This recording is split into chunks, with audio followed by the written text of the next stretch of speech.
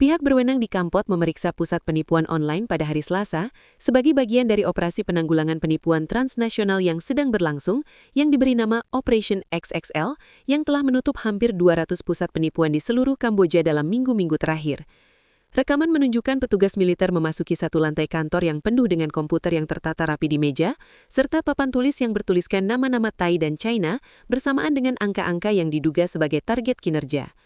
Petugas juga menemukan dokumen yang berserakan, termasuk sebuah buku catatan dengan informasi bisnis dan tanda palsu kepolisian Mumbai Raya. ខ្ញុំ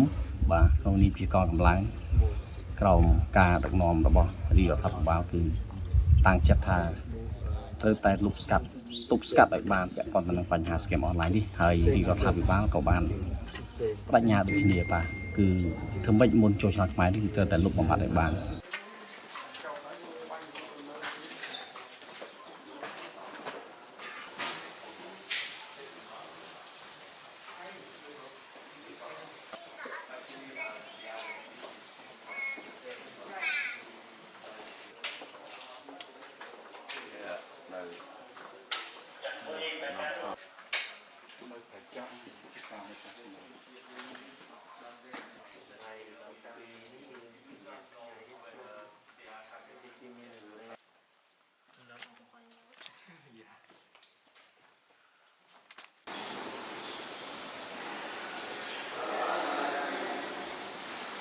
ថ្ងៃនេះគឺខ្ញុំបានចូលមកគឺយើងបានឃើញអស់នេះគឺមានបន្សល់នៅ laptop បាទហើយមាន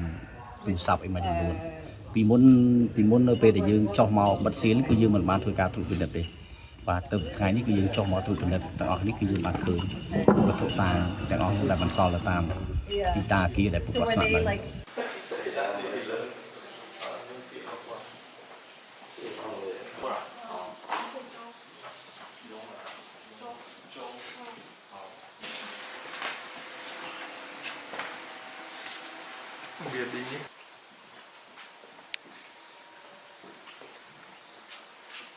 ហើយយើងដឹងហើយថា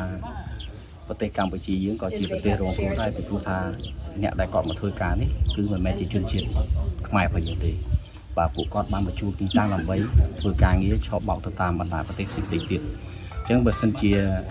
យើងលុបបំបត្តិមិនបានពាក់ព័ន្ធទៅនឹងបញ្ហា scam online ទីគឺវាជះឥទ្ធិពលមកលើរដ្ឋាភិបាល